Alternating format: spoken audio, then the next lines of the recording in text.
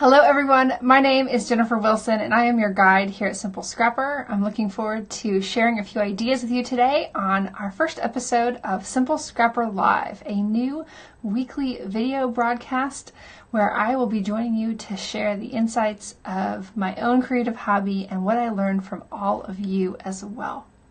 Today I want to talk about why I switched to using a hybrid approach for project life in 2017.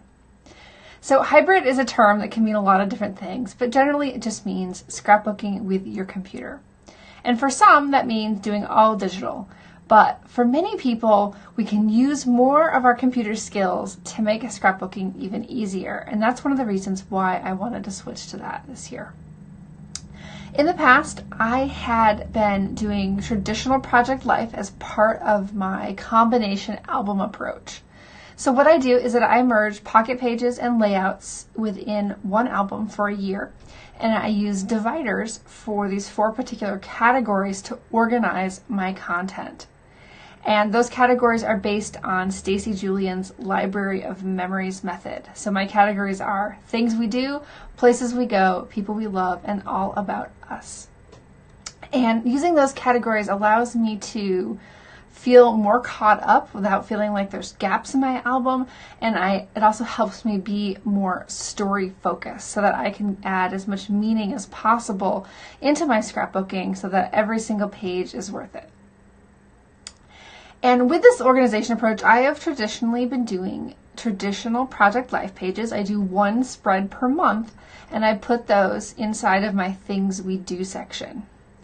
But for this year, I wanted to do something a little bit different. So the first big reason for me was that I felt the need to change things up. I've been doing it in my particular method for quite a while, and I really just wanted to have a new experience. I wanted things to go a little bit quicker for me. Sometimes I'm a bit of a perfectionist sometimes when it comes to pocket pages. For some reason, I am less of a perfectionist on my layouts than I am on my pocket pages, and I was finding myself actually messing up cards and then starting over too much. And so I think going hybrid would allow me to get that degree of precision that I was looking for, and in the end actually make it quite a bit faster.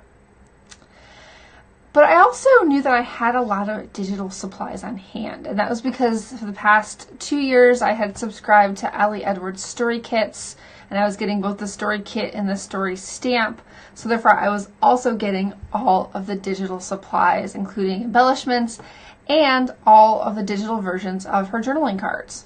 So I put all of those into my Lightroom catalog so that I could see what I had, and I knew that I had more than enough cards to do a whole year's worth of Project Life monthly spreads with those digital supplies.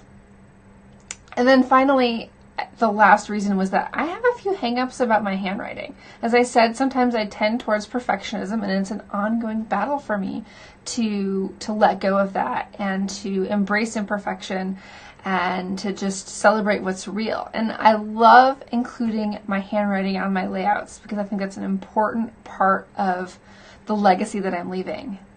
But I find that my handwriting sometimes gets in the way of me finishing Project Life pages. So that was the last reason why I thought it really made sense for me to go hybrid in 2017. So I have the 2 pages that I've completed so far, and yes, I've only completed 2 pages so far, and that's because it took me a while to really come into this. I knew at the beginning of the year something wasn't quite working for me. I wanted to take that pause and really try to figure it out, and that's how I came to all these conclusions that I just shared with you. I wanted to really carve the best path forward rather than trying to force myself into something that ultimately probably wasn't going to work. And so here's the left side of the first spread, and you can see I've got 3 photos here and a bunch of journaling cards. These 2 photos, this one and this one, were from my phone and converted to black and white. Actually, all these photos were from my phone. This one had pretty good resolution, and so I printed that in color. I will often use RadLab to convert my grainier, less than perfect photos to black and white, gives them that kind of like artistic appeal, and camouflages some of the imperfections. And this is the real hybrid approach here. So all of these journaling cards came from my computer and were printed on my printer back there. They were all printed on the Epson matte premium presentation paper, and I had created an 8.5 by 11 template inside of Lightroom so that I could just drag and drop 4x6 and 3x4 cards onto the pages. So I set that up in Lightroom. I had all of my cards that I wanted to do on the page, and then I exported that to Photoshop to add my journaling. And so you can see all of this is typewritten journaling on each of these cards, and then I do have 2 tiny actual physical embellishments, and the backwards pointing is hard for me. And I'm really excited about this, how this came out, and my biggest realization is that I include so much more journaling when I'm typing it than when I do when I'm handwriting it. And for me, I think that's the number one benefit that will be for me from this. I thought I had all these other benefits and all these reasons why it was a good idea to get there, but now that I'm doing it, I'm seeing that, wow, I'm going to get that much more captured because it's that much easier to just let my words flow and to also kind of correct myself as I go and make sure that I'm hitting the important points. So here's the other part of the spread. It's pretty similar. Got a few more photos on this one, a lot of them black and white. This one is a color photo. Again, all of these from my phone. I'm actually not taking very many digital SLR photos this year. My phone has beautiful quality, and I am, I would say 95% of the time, totally happy with what I'm getting from it. This one, this is a 4x6 card that I had printed out, and so it's, you know, it just looks like pattern paper, and then I had 2 physical embellishments that I added to it. And then I added journaling both to this card here and this card over here. So later this week, I'm going to do a blog post for you guys that kind of goes through the entire process, because it's hard to show on this live stream right now. Because I set things up in Lightroom and then export to Photoshop, and then I'm printing things out. And the Photoshop step is only for the point of adding the journaling. So I will walk you through exactly how I do each step and the parts where I think I've tried to simplify it to make it really easy on me. And if I can, I'll include some of the Lightroom templates for you for those of you who do Lightroom. And you don't necessarily have to be a Lightroom user to do this yourself. You could do it all in Photoshop or Photoshop Elements and set yourself up templates that way.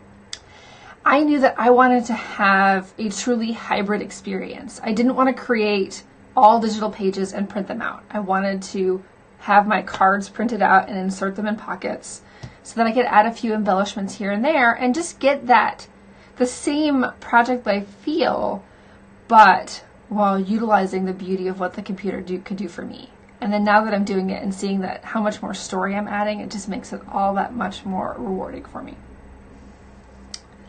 So one of the links that I've included below this video here is to my albums guide. And that's one of the biggest things that I get asked about is how I combine these pocket pages and layouts in my album. And so I have linked that up for you guys so that you can download that if you haven't already. It includes just an overview and a bunch of examples of how my albums look and how I feel like it ends up being quite seamless. I love doing these project life pages, but I know I couldn't keep up with it doing it 1 week at a time.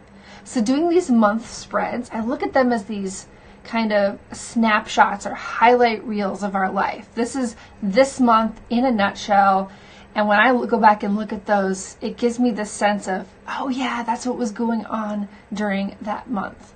And I include as many stories as I can, but I don't feel that need to be totally exhaustive either. It's the highlights reel. And then where I want to go deeper on layouts, I do that. And it's my own style that kind of gives that consistency and my own choices that makes it all come together. And really, it's your album, it's your life, it's all going to fit together. So you don't have to abide by any rules you think there might be about keeping separate albums for layouts and pocket pages. All right, we're just about at 10 minutes now, so I'm going to check on some of your questions. Thank you guys so much for being here today. Diana's curious about how to learn more about Lightroom. And I would say the #1 place to go is to first go to Lightroom's website. So this is the Adobe Lightroom software. They have a huge library of video tutorials, and they even have a blog where they're always adding new video tutorials on specialized features and how-tos. So I would start there. I would exhaust all of those before you start looking for something else. Lynda.com is another good example of a place that has lots of tutorials on Lightroom. And you may find that if your employer or if you're affiliated with a university at all, they may even already have access to lynda.com that you can get access to. And of course, YouTube. There are millions, well, maybe not millions, but there are tens of thousands, if not hundreds of thousands of videos out there on Lightroom. So if you want to know how to do something, search for that particular skill that you're wanting to learn. And you can always Google it as well to maybe pick up some additional scrapbooking tutorials related to using Lightroom. But definitely start with Adobe. Judy says she doesn't see anything underneath.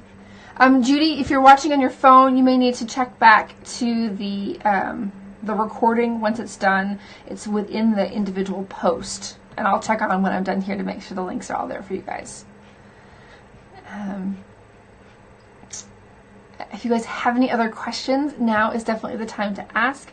I have been loving doing these Facebook Lives for you, and I am now setting out on a course of trying to do them every single week at about the same time as my schedule allows, so that we can dig into a little bit more of the whys and the hows behind some of the things that I do in my hobby and some of the things that I'm observing out there, you know, in the wild. And then later in the week, I will follow up with a blog post kind of wrapping up that content. I'll embed this video and share some additional tips and ideas for you guys. So Teresa asked, do you have a photo printer that you like? So the big giant printer back there, and yes, it is giant and takes up a lot of space and it's super heavy.